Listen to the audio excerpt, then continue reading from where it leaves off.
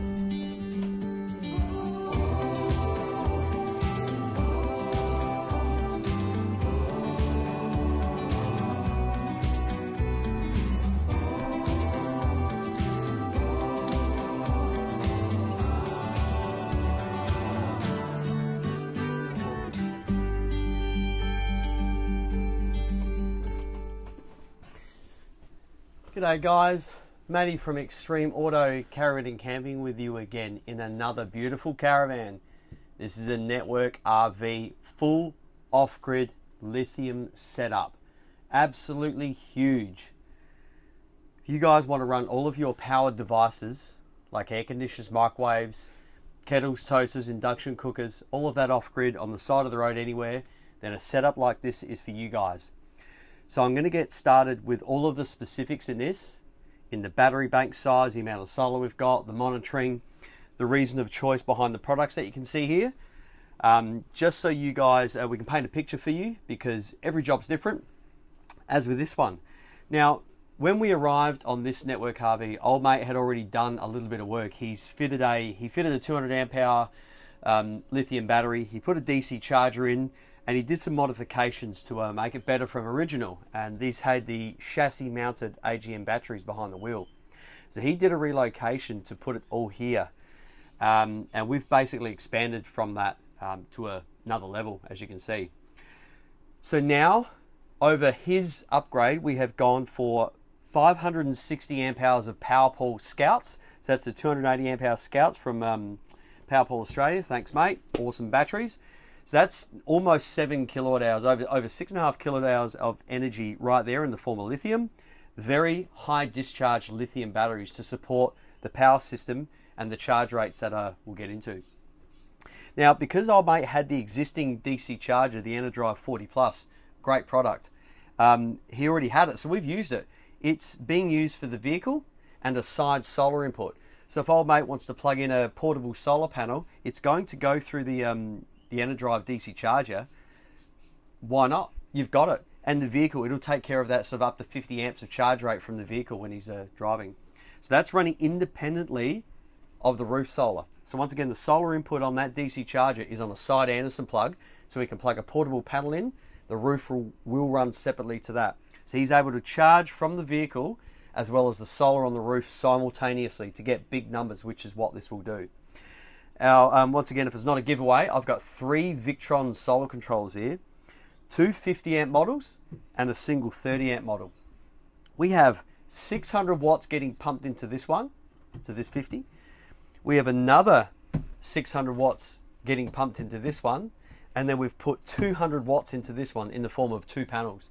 So I've got 3 200 watt panels, 3 200 watt panels, and 2 100 watt panels.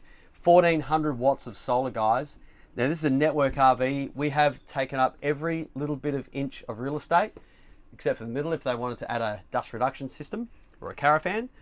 we've taken up all of the space allowable. Now, old mate moved his antenna at the rear in this to a sideways sort of configuration, so it opened up the back area. Now, obviously, the wine guard won't be up when you're free camping, so the shading issues on the rear are avoided. Even if he does put it up, those two panels are actually in parallel to keep power output at a maximum.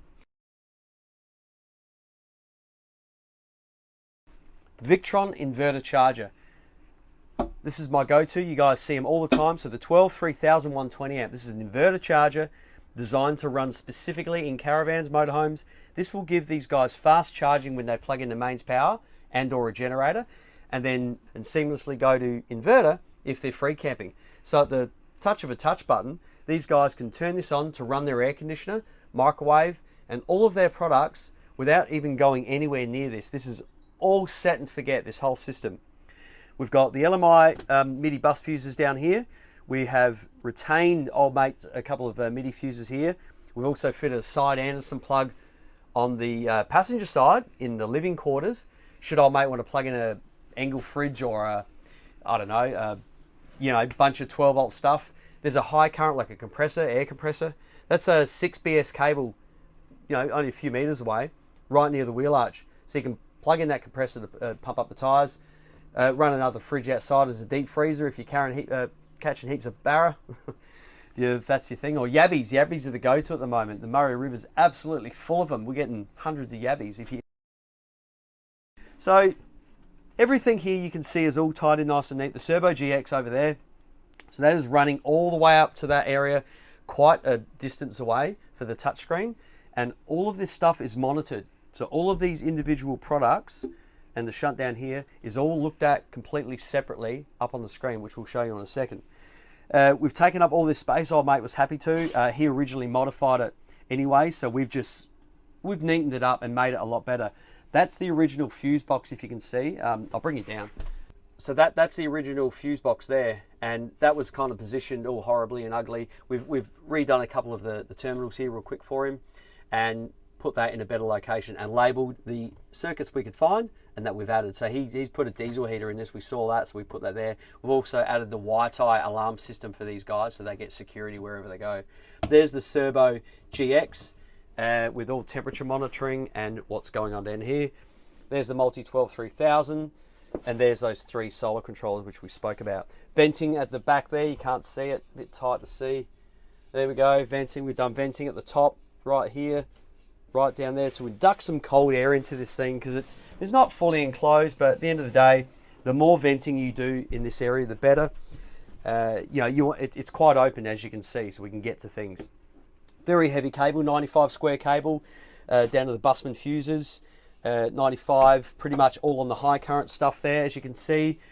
All of the stuff we do is we try to do it neat, and you've got to remember that all of this is done on location, on site. We don't do the pre-build boards too often, and the problem we find with the pre-built boards and then we bring them on site when we're doing is we're taking half the stuff off to move things around, and that's because we push the limits when we're on site. We're able to squeeze things in really tight locations.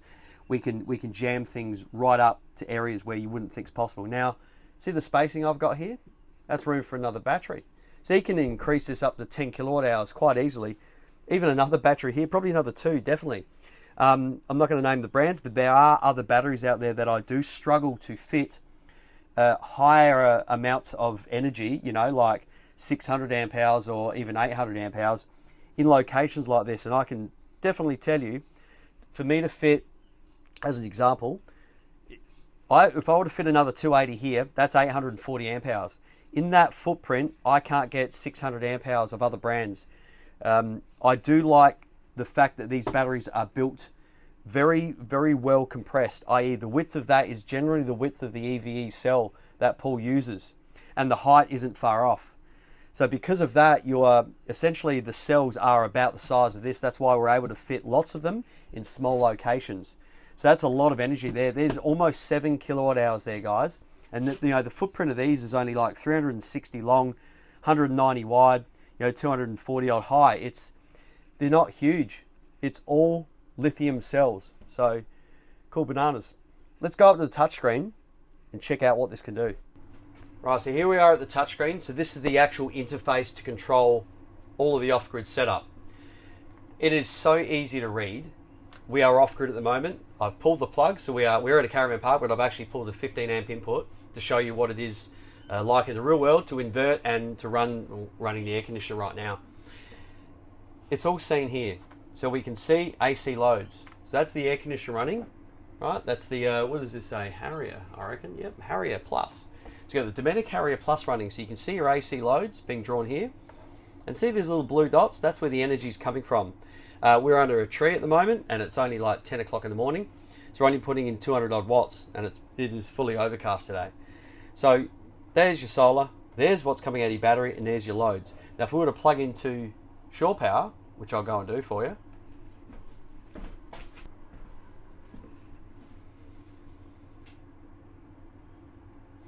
And there we go. So that's the auto sensing on the Victron inverter. So if this is in the on position, when you plug into shore power, it'll sense automatically after a little bit of time. And now you can see what's happening. We're pulling 1600 odd watts from the shore, and now the energy is going all into the battery, but still running that load. So that 1600 is going that way, and then the leftover is going into the battery to charge these batteries. And there's your charge rates right here.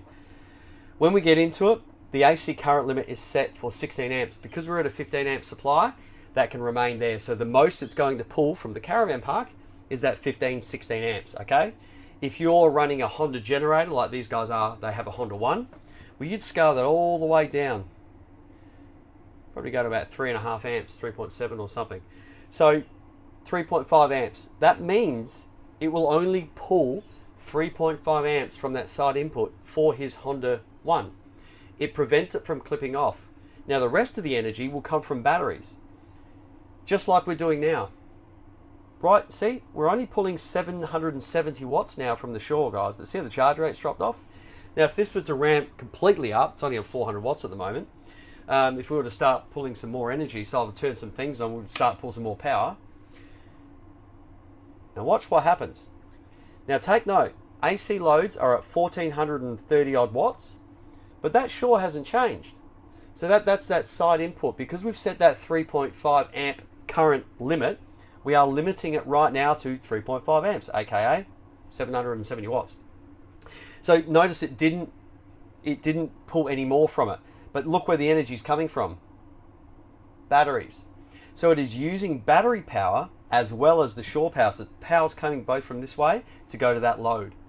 As well as solar's bringing it in as well. So all of these charge sources essentially are assisting this load, hence the name assisting there. It's a very cool feature from Victron, and really one of the only models that can do that out there are the Multiplus. So very cool little setup for these guys to have this ability to do this off-grid with their little Honda One generator. They could have the thing pumping away the whole time, and it'll never clip off if they set it correctly. It's really cool to be able to do that. Now watch what happens when we bring that back up to say 10. Except, we'll go back to the main screen to see it real quick. And we've set it for 10, watch what happens to the shore power. See? It's going to pull in what's required up to 10 amps. Now we're charging again. Because we've set that higher, power's going this way and running the loads. It's really, really cool. It's basically a full management system between batteries, shore power, and your loads. DC loads and AC loads, it's all controlled here on the screen. And it's very easy to use. To turn the inverter on and off is just done by here. Inverter only means it is on inverter only. You'll run all of your appliances, your microwave, your air conditioner. It will not sense when you plug in a generator. When you put it to on, automatic, that means your inverter's on, you're running your air conditioner, you're running all your devices with the ability now to sense when you plug in your generator and mains. And charger only is when you're at a caravan park and you only want to run from the side input, and if that power disappears, then power turns off. So you put it on charger only when you're at a caravan park for that reason. So very cool features there. Very happy to set these guys up with this setup. What can we do? I'm going to go and turn the grid off. All right, we'll turn the shore off. We'll do some more free camp testing. We'll load the buggery out of this like you've seen me do on multiple videos. And these are part of the rundowns that I do. So let's do that. Okay, so we've got a microwave down here. Got the air conditioner still running. We've actually got the hot water service on. Yes, before I forget. So this has a swift hot water service. Let's bring you down so you can see. It is a backup only. So these guys are able to run their hot water service from batteries if required. The only reason we do that is because of the backup, and it is a 1000 watt element. These guys have 1400 watts of solar and almost 7 kilowatt hours of energy storage. So they can run their hot water service from batteries if they want to superheat their water, if they run out of gas. There's a myriad of reasons why. The point is, he understands it and he's able to control it all up here from a switch. Alright, so we'll get the mandatory cup of water. We'll bang that in there. Air conditioner's running, we're off grid. Put you in for a minute. So that's a microwave going. Air conditioner at the same time, blowing out cold, so that's on cold 16. And you can see your AC loads and what's happening here. 2500 watts or 235 amps. So 3000 watts is actually coming from the batteries, because we've obviously got 12 volt loads on as well. But it's all seen here and monitored. Very easy. You can see where the energy's going. Right? You could do this all day long until your battery is completely depleted. Obviously, if we were in full sun, we would see some larger numbers than that, but not under this tree, and not at quarter past 10 in the morning. But it's all seen here. So microwave's running, air conditioner's going at the same time. This is free camping. You know, if I had a coffee machine, we could turn that on as well. How good's that? In actual fact, I can see a kettle. Let's turn that on. Let's see if we can get this to overload. So, kettle's on, microwave's going, air conditioner's going. Fire saw, hang on, I'll turn that back on. So we're going to go, so that kettle's boiling, you can hear it. I don't know if you can see it. And you can see the numbers that we're doing with a kettle and an air conditioner running. So that'd be like, 2000 watts. You can see what the air conditioner's doing. So we're pulling 310 amps at the moment from this. Let's put this microwave on again. Let's see if I can get it to overload and turn off. 450 amps, guys. Yes. Alright, so that's a big one. Now check this out. Multiplus alarm inverter overload. There are very rare opportunities that I get to actually push these really, really beyond their limits. Now you saw the numbers there. It's all logged. So we've got a multiplus alarm overload. So we click it to accept that we understand the alarm. Wait for it to turn away. That means you accept, you understand when the alarm was, 10:44 and the date and time. It's all there. Very cool to see. Now see that noise? That's the inverter shutting down and restarting. So we hit the limit of the inverter there. You saw the numbers.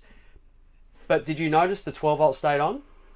So that's all of the lighting, which is still at 12 volt. That doesn't change. We hit the limit of the inverter. We did not hit the limit of the batteries. And that is what is very important. So the BMS can still support that full load all the way past that. So the inverter's less than what the batteries can supply a lot of energy. That's why I use them, guys. All of your 12 volt would have remained on. If you hit your alarm, if you hit your overload, it just shuts down at you. Now, let's face it, you're not going to do that. I'm pushing real limits, having a 2000 watt kettle going, a microwave and an air conditioner on full song. In the real world, you're not going to do that. But at least it shows you guys what happens when you do. You can't break it. It's just going to throw an alarm, it's going to shut down on you, and then restart after a period of time, which is exactly what it's done.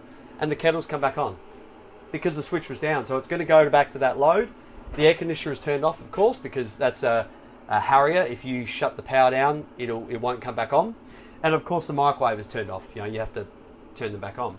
But because the kettle is a switch, it has come back on automatically. But that would have been a very heavy load. So even when the inverter started back up, it still took that big 2000 watt load quite easily. And this is why we keep using the Victron stuff. And there's that load, 265 amps. This is why I keep using it, because of that massive transformer, right? It can take that massive smashing of inductive load, and it just loves it. Cool. Should we do it again? Yeah, why not? Let's do it. 23. Nah, not colder than that. 16. 3. There it is. She's ramping up. Oh, it's boiled now. We'll turn it off real quick. I know you want to see it again. I know I do. Oh, that's hot. Alright, so I'll put the microwave on. Alright, microwave and air conditioner. Full song. That'll come up to a couple of thousand. Yep. 2.5. What do we got? 2440. Kettle. Let's get it to shut down. So 5,400. There it is. So yeah, once again, 12 volt lights down, so the batteries don't shut down. The inverter throws the alarm overload. See?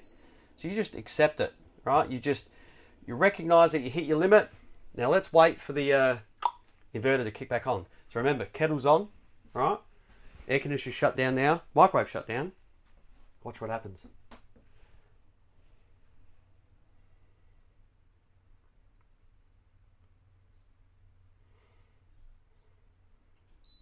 Back on. It's that quick. So don't freak out, guys. If you do hit your limits, you're not going to break anything. You're not going to damage anything. The inverter is very smart. It knows when to stop and knows when to start. This would happen under multiple conditions. If you over temperature, under temperature, if it's hit its limits, like you just saw. So yeah, I'm very happy I'm able to be able to test this. It's super rare. Cool bananas. Enjoy that one, guys. Oh, hang on a second. Check this out.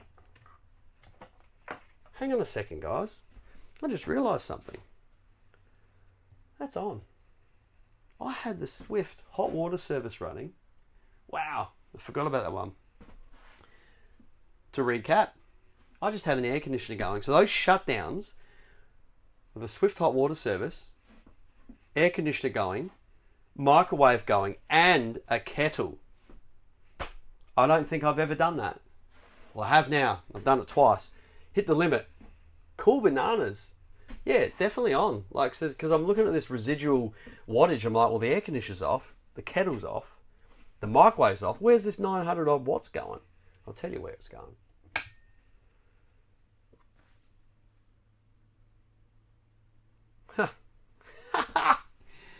That's insane. That's like a crazy amount of power. Thank you, Victron. Thank you, Paul, for a good quality product. Keep it up. Got old mate to plug in his Land Cruiser. We've just set this up. You can see the vehicle lights come on. We'll see what we get out of it. There we go. And we'll jump up to the touchscreen to see what this is putting in. So it's going to rise. He's got that on idle, of course. So this is with one of my setups with running the Enerdrive 40 Plus and all the Victron stuff. People always ask about charging with one of these simultaneously. The numbers are there, good for you to see, guys. Now it's at that charger. There we go. He's got that on idle. What we'll do is we'll jump up to the Victron touchscreen. So we're free camping now, running the air conditioner with only 130 watts of solar, and we're charging. So running Enerdrive DC charger from the vehicle, charging. Pretty cool, hey? Old mate's solar panel plugged in. You can see channel 2's come up now. It's only just a little King's 100 watt job, so I'm going to guess between 4 and 5. Yeah, still only like 10:30 in the morning. There we go. So that's the solar blanket with the combined roof solar on the Enerdrive DC charger coming in as well, and it'll obviously come off this total. Cool bananas.